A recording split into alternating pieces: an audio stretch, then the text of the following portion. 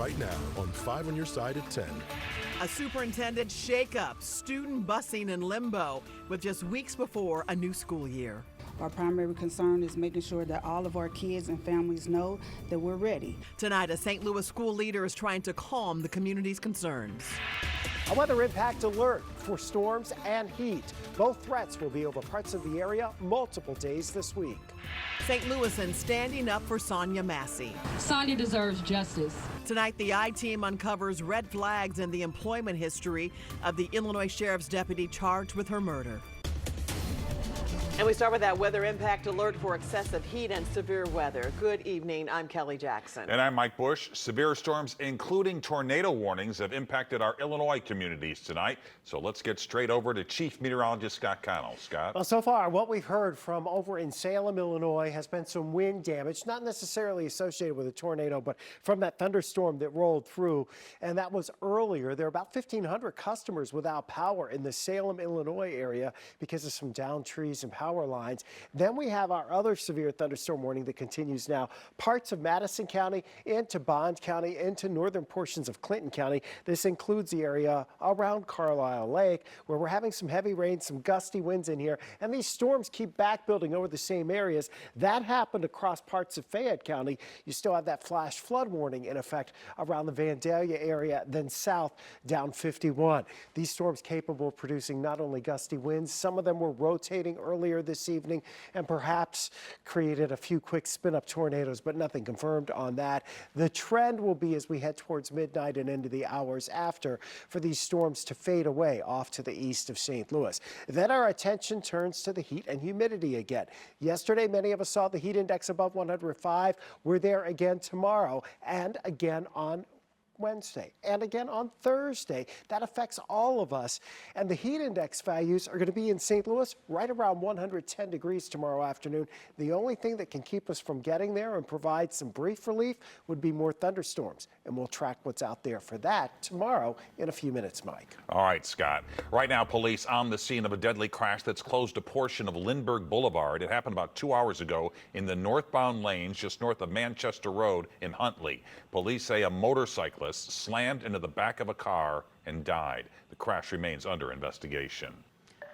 Uncertainty tonight for St. Louis students who head back to school in just 21 days. The superintendent has been placed on leave after a year on the job, while student transportation is in limbo. 5 on Your Side's Laura Barcheski heard from the school board president who spoke on camera for the first time today. Laura?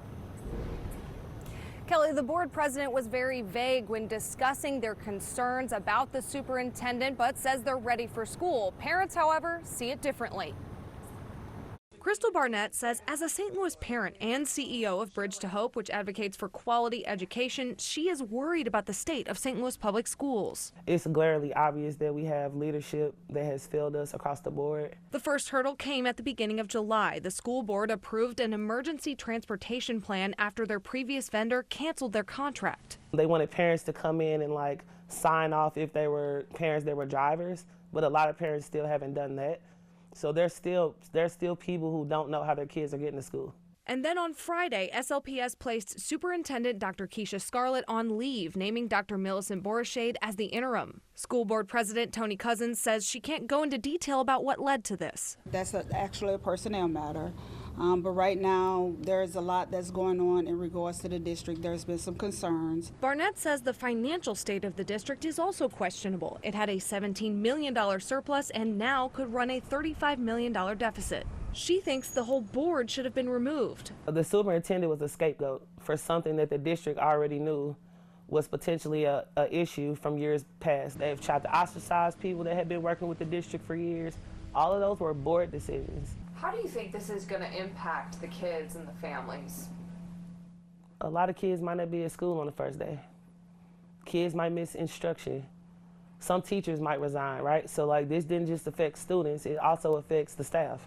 In a letter to the district, Mayor Tashara Jones offered assistance from the city and even former SLPS staff. Cousins says the district is prepared for students to come back. We're making sure that we are ready for the first day of school, and we need all hands on deck to make sure that happens.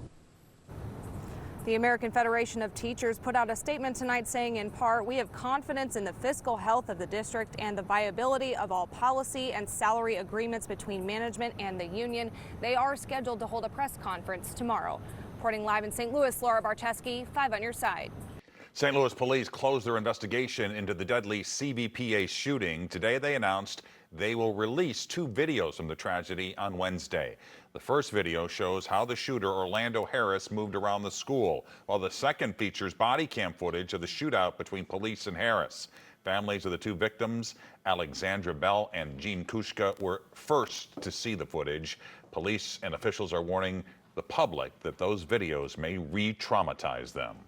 Just hours ago, people gathered in Keener Plaza in downtown St. Louis to call for justice for Sonia Massey. It follows a weekend of rallies and vigils for the woman killed by an Illinois sheriff's deputy inside her Springfield home after she called 911 for help. Tonight, the Sangamon County Sheriff is apologizing to the Massey family and the community. I am sorry. She called for help and we failed her. I ask Miss Massey and her family for forgiveness. I offer up no excuses. What I do is offer our attempt to do better. And since the deadly shooting of Sonia Massey, the I-Team has been poring over hiring records of the deputy who pulled the trigger. Tonight, 5 on your side's Paula Vassan looks into how that deputy's track record has major red flags and scrutinizes how he continued to be employed. These documents show that years before Sheriff's Deputy Sean Grayson shot Sonia Massey to death at her home, he had a series of red flags, warning signs that did not stop him from getting hired by 6 Illinois agencies in 4 years. This is the moment Grayson hit a deer while working at the Logan County Sheriff's Office. Well, my car's out of service, airbags deployed. It happened when he failed to slow down despite his boss calling off a vehicle pursuit. He was driving around 110 miles an hour. It's a dumb mistake. Disciplinary paperwork and recordings obtained by the I-Team Official misconduct will land you in jail. reveal Grayson had a pattern of problems, from inaccurate reports I'm calling you on your integrity. to simply not following directions. It will get you sued, and it will get you out of your business of law enforcement very quickly in today's world. His earlier bosses had expressed concerns Grayson was too aggressive and a bragger. Yet he stayed on the job. How are you still employed by us? I don't know.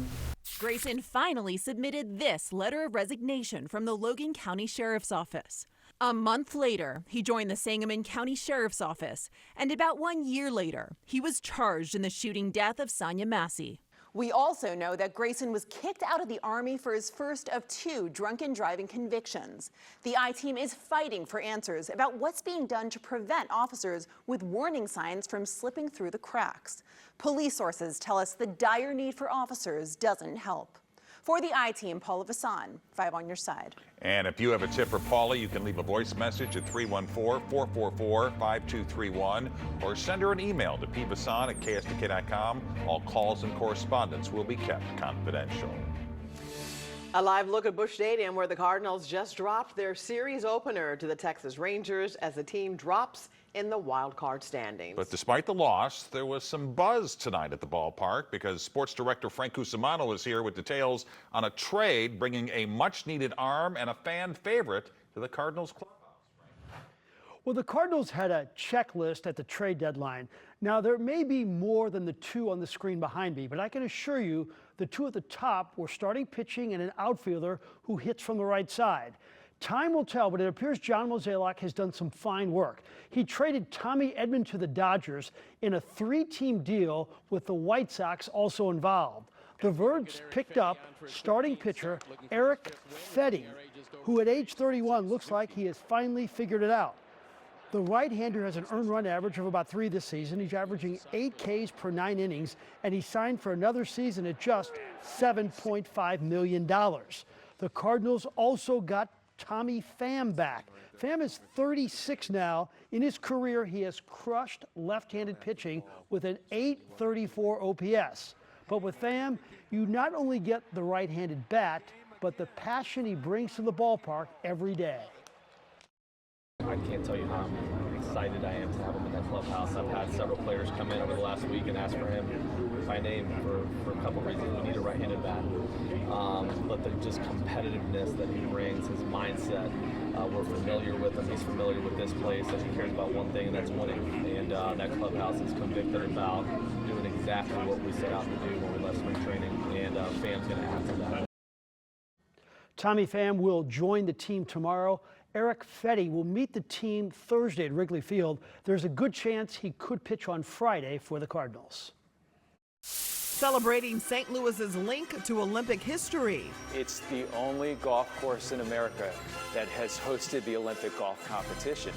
While taking a swing for more golden moments. It's how we leverage that Olympic legacy. Plus, she's a discus thrower hoping to go the distance in Paris.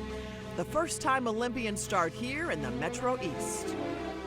And Mother Nature has been hurling some raindrops and hail at us tonight. We still have that severe thunderstorm warning about to expire here, Madison County into Clinton County and over into southwestern portions of Bond County. This area also dealing with very heavy rainfall and a flood advisory. More on the storms and the heat when we come back.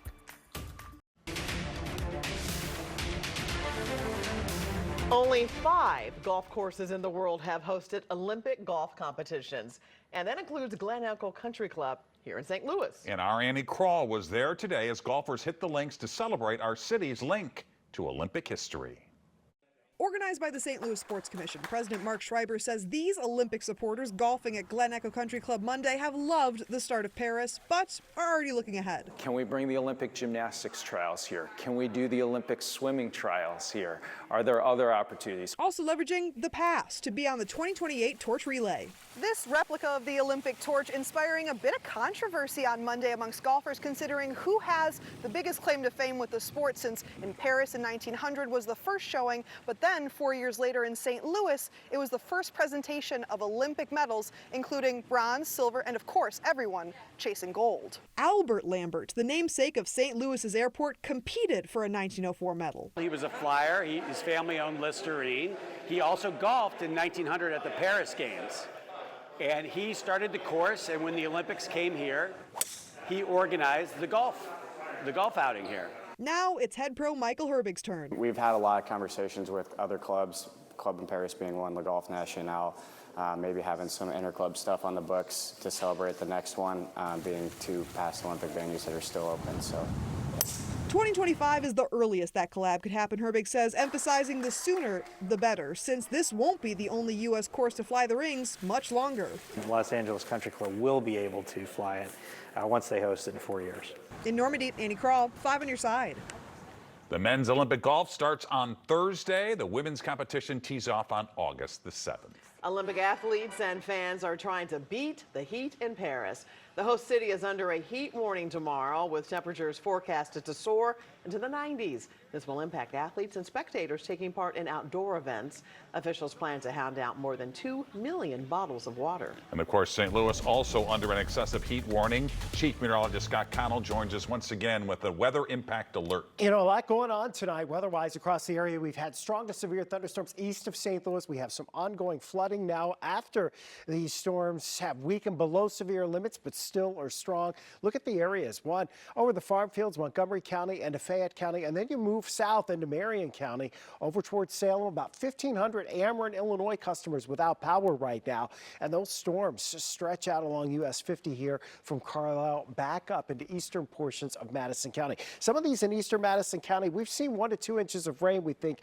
in many locations. Did have a little bit of a spin with those storms as they rolled through, and of course that prompted a few tornado warnings. Here's the area off to the southeast, dropping now down into portions of Clinton County where you're still getting some heavy rainfall. This is Highland, Illinois right now. We're seeing the flashes of lightning. There's quite a bit of it with these storms. They're particularly noisy, and you can see the drenching rain falling live in Highland right now. 88 degrees is our current temperature in St. Louis. The rain-cooled air off to the east of town, of course, drops back into the 70s, but we're right on the edge of the heat dome. And as it's building in, those thunderstorms thunderstorms tend to traverse areas just along the northern and eastern side of that. Could happen again tomorrow. Heat, though, is the main focus for the next few days, as the thunderstorm action should be mostly north and east of St. Louis. So continuing through 7 o'clock on Thursday, we have the excessive heat warning and heat advisories across the area. Metro area is pretty much under that excessive heat warning. And with temperatures still in the 80s in St. Louis, even though it's a bit cooler off to the east, one thing we're not losing is the ability at night to lose the heat and cool off. Tomorrow, heat index values around 110 degrees in St. Louis. The only thing that could stop that would be the potential for some thunderstorms. And yes, there is a potential for some stronger thunderstorms again tomorrow, including the potential for some wind and some hail with some of those thunderstorms, mainly during the afternoon and evening hours. In the morning, we're pretty quiet. Our temperatures warm tomorrow morning. We're back above 90 easily by lunchtime, the heat index above 100, and then the potential for those stronger storms from about 4 to 6 o'clock, especially north and east of St. Louis. As we go into Wednesday afternoon and again on Thursday afternoon, ahead of any thunderstorms, that's where those heat index values will be 105 to maybe 110 or more degrees. 88 right now in St. Louis. Thunder being reported at Lambert. The storms are all off to the east. 0.6 of an inch of rain today. We're dropping back into the 70s, close to 80 tonight. The thunderstorm chances that are around now will fade as we go through the overnight hours. That weather impact alert for the heat and potentially tomorrow afternoon, maybe a stronger storm again in the same areas, north and east of St. Louis. That'll continue through Thursday. Weekend is on the dry side. The good news as we head towards the weekend, it'll be less humid. That's the only thing we can guarantee about the upcoming weekend, because it's going to be still 90 or hotter. Next 3 days, though, rough on the heat. All right, thanks, Scott.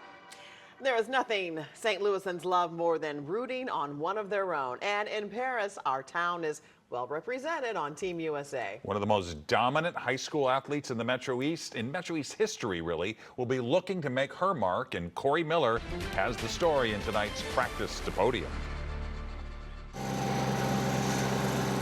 It may not be the Stade de France, but East Alton Wood River High School is home to Olympic dreams as well, all thanks to one very strong woman and her discus dominance. Jaden Ulrich, a young athlete that people are expecting a lot of, the 21-year-old out of Louisville, the NCAA runner-up.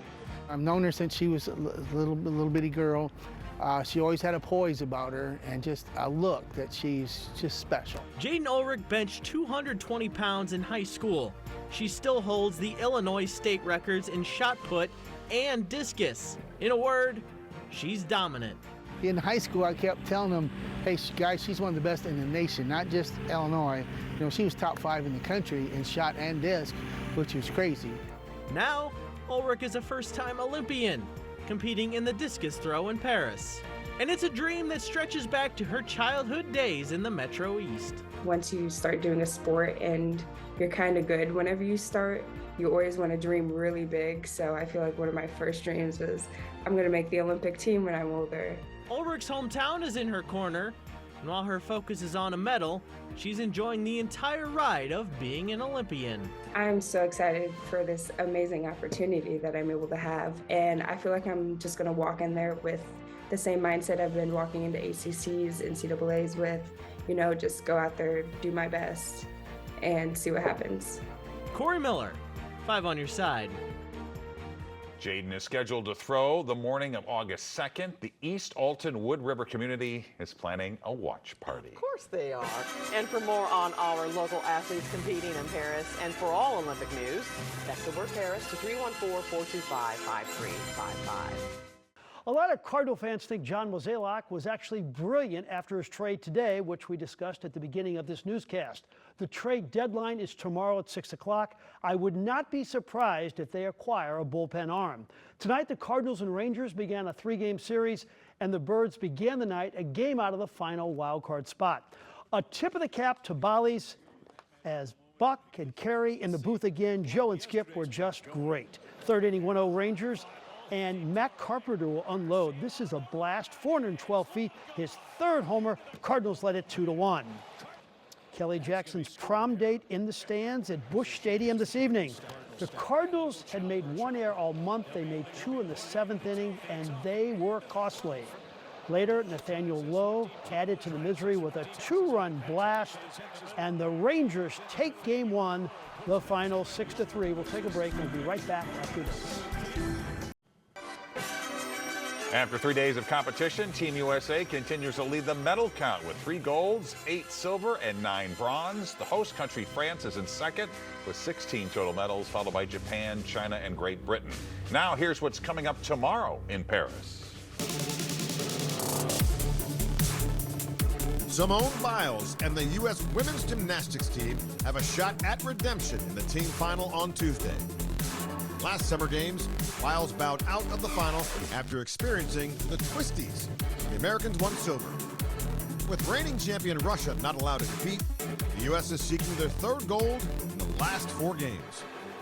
Over in the pool, the U.S. should have good gold medal chances in the men's 800-meter freestyle and the women's 100-meter backstroke.